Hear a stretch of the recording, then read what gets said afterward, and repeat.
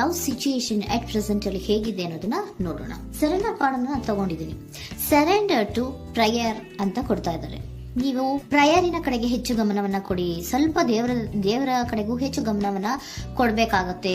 ಯಾವಾಗ ನೀವು ದೇವರನ್ನ ತುಂಬ ಹೃದಯದಿಂದ ಪ್ರಾರ್ಥನೆಯನ್ನ ಮಾಡಿ ನನಗೆ ಸಹಾಯವನ್ನ ಮಾಡು ಅಂತ ಕೇಳ್ತಿರೋ, ಆಗ ಅದೆಲ್ಲ ಸಮಸ್ಯೆಗಳಿಂದ ನೀವು ಆಚೆ ಬರ್ತೀರಾ.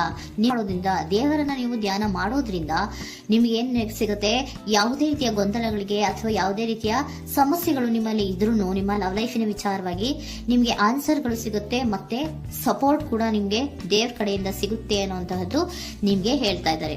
ಅಟ್ ಪ್ರೆಸೆಂಟ್ ಅಲ್ಲಿ ಲವ್ ಸಿಚುಯೇಷನ್ ನಿಮ್ಗೆ ಬಾಟಮ್ ಆಫ್ ದ ಟಕ್ ಬಂದಿರುವಂತಹದ್ದು ರೆಫ್ಯೂಸಿಂಗ್ ಆಫರ್. ಯಾವುದೋ ಕೆಲವೊಂದು ನಿಮ್ಮ ಲವ್ ಲೈಫಿನ ವಿಚಾರವಾಗಿ ಆಫರ್ಗಳನ್ನ ರೆಫ್ಯೂಸ್ ಮಾಡ್ತಾ ಇರುವಂತಹದ್ದು ಅಥವಾ ಮಿಸ್ಡ್ ಆಪರ್ಚುನಿಟಿ ಅನ್ನುವಂತಹದ್ದು ರೆಪ್ರೆಸೆಂಟ್ ಆಗ್ತಾ ಇದೆ. ಯಾಕೋ ನೀವು ಮಿಸ್ ಮಾಡ್ಕೋತಾ ಇದ್ದೀರಾ ಕೆಲವೊಂದು ಆಫರ್ಸ್ ಗಳನ್ನ ಅನ್ನುವಂಥದ್ದು ರೆಪ್ರೆಸೆಂಟ್ ಆಗ್ತಾ ಇದೆ.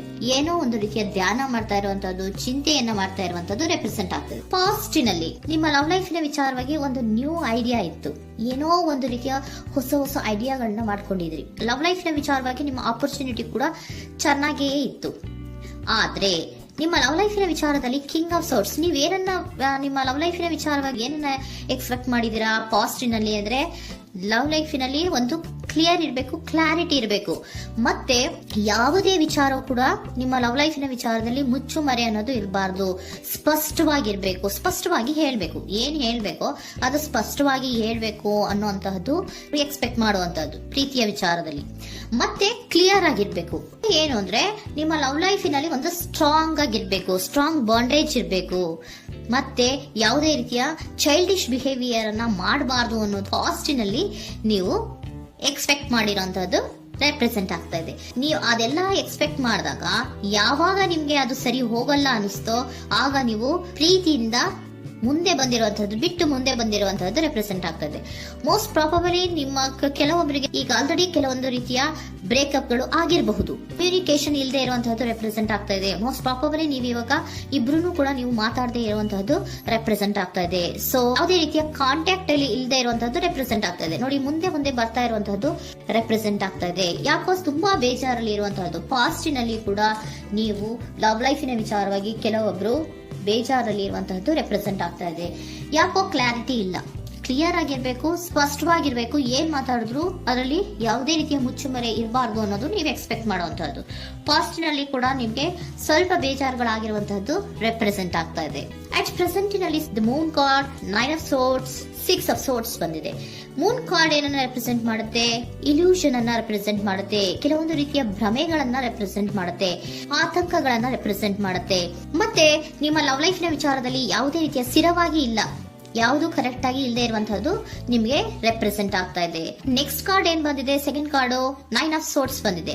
ಇದರಲ್ಲೂ ಕೂಡ ನಿಮ್ಗೆ ಆತಂಕ ಇತ್ತು, ಇದರಲ್ಲೂ ಕೂಡ ಆತಂಕ ಇದೆ, ಭಯ ಇದೆ, ಕರೆಕ್ಟ್ ಆಗಿ ನೀವು ನಿದ್ರೆ ಮಾಡ್ತಾ ಇಲ್ಲ, ಯೋಚನೆ ಮಾಡ್ತಾ ಇರುವಂತಹದ್ದು ಈ ಎರಡೂ ಕಾರ್ಡ್ಗಳಲ್ಲೂ ರೆಪ್ರೆಸೆಂಟ್ ಆಗ್ತದೆ. ಇದರಲ್ಲೂ ಆತಂಕಗಳಿದೆ, ಇದರಲ್ಲೂ ಆತಂಕ. ಅಟ್ ಪ್ರೆಸೆಂಟಿನಲ್ಲಿ ಕೆಲವೊಂದು ರೀತಿಯ ವಿಚಾರಗಳಲ್ಲಿ ಭಯವನ್ನ ಪಡ್ತಾ ಇರುವಂತಹದ್ದು ರೆಪ್ರೆಸೆಂಟ್ ಆಗ್ತಾ ಇದೆ. 6 of swords ಕೂಡ ಏನಾಗ್ತಾ ಇದೆ? ಮೂವಿಂಗ್ ಆನ್, ಮುಂದೆ ಹೋಗ್ತಾ ಇರುವಂತಹದ್ದು. ಬೇಜಾರಿಂದ ನೀವು ಮುಂದೆ ಹೋಗ್ತಾ ಇರುವಂತಹದ್ದು ರೆಪ್ರೆಸೆಂಟ್ ಆಗ್ತಾ ಇದೆ. ಅಟ್ ಪ್ರೆಸೆಂಟಿನಲ್ಲಿ ಯಾವುದೇ ರೀತಿಯ ಸಮಾಧಾನದಿಂದ ಇದ್ದಿರುವಂತಹದ್ದು ಈ ರೀಡಿಂಗ್ ಗಳಲ್ಲಿ ಕಾಣಿಸ್ತಾ ಇಲ್ಲ. ಓಕೆನಾ? Take it resonate. ನಿಮ್ಗೆ ರೆಸೋನೇಟ್ ಆದ್ರೆ ಮಾತ್ರ ತಗೊಳ್ಳಿ. ನೆಕ್ಸ್ಟ್ ಕಾರ್ಡ್ ಇಮಿಡಿಯೇಟ್ ಫ್ಯೂಚರ್ ನ ಬಗ್ಗೆ ನೋಡೋದಾದ್ರೆ ನೈಟ್ ಆಫ್ ಸೋರ್ಟ್ಸ್ ಬಂದಿದೆ.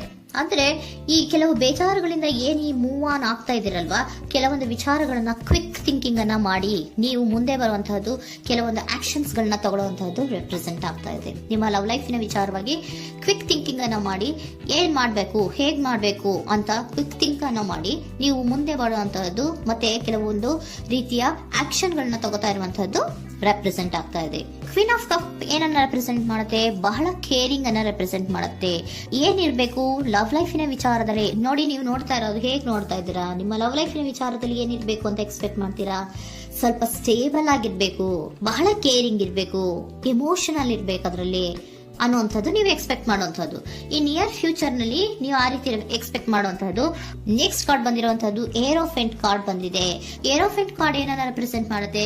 ಕೆಲವೊಂದು ವಿಚಾರಗಳ ಬಗ್ಗೆ ತಿಳ್ಕೊತಾ ಇರುವಂತಹದ್ದು, ಏನೋ ಕೆಲವು ವಿಚಾರಗಳ ಬಗ್ಗೆ, ನಿಮ್ಮ ಲವ್ ಲೈಫಿನ ವಿಚಾರಗಳ ಬಗ್ಗೆ ತಿಳ್ಕೊತಾ ಇದ್ದೀರಾ. ಏನಾಗಿದೆ, ಹೇಗಾಗಿದೆ, ಸ್ವಲ್ಪ ಆಕ್ಷನ್ಸ್ ಅನ್ನ ತಗೋಬೇಕು ಅಂದ್ರೆ ನಾನು ಸ್ವಲ್ಪ ಕೇರ್ ಅನ್ನ ಮಾಡಬೇಕು, ಸ್ಟೇಬಲ್ ಆಗಿರ್ಬೇಕು ಅಂದ್ರೆ ಸ್ವಲ್ಪ ನಾನು ಕೇರ್ ಅನ್ನ ಮಾಡಬೇಕು, ಆಕ್ಷನ್ ಅನ್ನ ತಗೋಬೇಕು ಅನ್ನೋಂತಹ ನಿರ್ಧಾರಗಳನ್ನ ನೀವು ಮಾಡ್ತಾ ಇರುವಂತದ್ದು ರೆಪ್ರೆಸೆಂಟ್ ಆಗ್ತಾ ಇದೆ. ಹಾಗಿದ್ರೆ ಏಂಜಲ್ ಗೈಡೆನ್ಸ್ ಏನ್ ಕೊಡ್ತಾರೆ?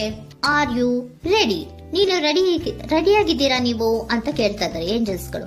ಅಂದ್ರೆ ಏನು, ನೀನ್ ಇಲ್ಲೇ ಕುತ್ಕೊಂಡು ಅಳ್ಕೊಂಡು ಬೇಜಾರು ಮಾಡ್ಕೊಂಡು ಕುತ್ಕೊಳ್ಳೋದು ಬೇಡ, ಸ್ವಲ್ಪ ನೀನು ಮುಂದೆ ಮೂವ್ ಆಗು. ಅಲ್ಲಿರೋದ್ರಿಂದ ಏನು ಪ್ರಯೋಜನ ಇಲ್ಲ. Are you ready? ನೀವು ರೆಡಿ ಆಗಿದ್ದೀರಾ? Within the next few weeks, ಕೆಲವೊಂದು ವೀಕ್ಗಳಲ್ಲಿ, ಕೆಲವೊಂದು ವಾರಗಳಲ್ಲಿ ನೀವು ಏನಾಗ್ತೀರಾ? ಅಬಂಡೆನ್ಸ್, ಸಾಮರಸ್ಯ ಅನ್ನೋದು ಇರುತ್ತೆ. ಇಂಪ್ರೂವಿಂಗ್ ಹೆಲ್ತ್ ಅಂದ್ರೆ ಏನು, ನೀವು ಯೋಚನೆ ಮಾಡಿ ಮಾಡಿ ಮಾಡಿ ಏನ್ ನೀವು ಈ ಆರೋಗ್ಯವನ್ನ ಹಾಳು ಮಾಡ್ಕೊಂತ ಇದ್ದೀರಾ. ಸೊ ಇಂಪ್ರೂವಿಂಗ್ ಹೆಲ್ತಿನ ಕಡೆಗೆ ಗಮನವನ್ನ ಕೊಡಿ. ಆತಂಕವನ್ನ ಮಾಡ್ಕೊಂಡು ಭಯವನ್ನ ಪಡ್ಕೊಂಡು ಮುಂದೆ ಹೋಗ್ಬೇಕಲ್ಲ ಅಂತ ನೀವು ದಿನ ದಿನ ಹೆಂಗೆ ಕಾಲವನ್ನ ಮುಂದೆ ಹಾಕ್ತಾ ಇದ್ರೋ, ಅದಕ್ಕೆ ಏನ್ ಹೇಳ್ತಾ ಇದ್ದಾರೆ? Are you ready? ಮುಂದೆ ಬರೋದಕ್ಕೆ ನೀನ್ ರೆಡಿ ಆಗು. ನೀವ್ ಅಲ್ಲೇ ಕೂತಿರೋದ್ರಿಂದ ಯಾವುದೇ ರೀತಿಯ ಪ್ರಯೋಜನ ಇಲ್ಲ. ಸ್ವಲ್ಪ ನಿಮ್ಮ ಹೆಲ್ತಿನ ಕಡೆಗೆ ಗಮನವನ್ನ ಕೊಡಿ. ಸಮೃದ್ಧಿ ಅನ್ನೋದು ಬಂದೇ ಬರುತ್ತೆ, ಸಾಮರಸ್ಯ ಅನ್ನೋದು ಇದ್ದೇ ಇರುತ್ತೆ ಅನ್ನೋದು ಹೇಳ್ತಾ ಇದ್ದಾರೆ.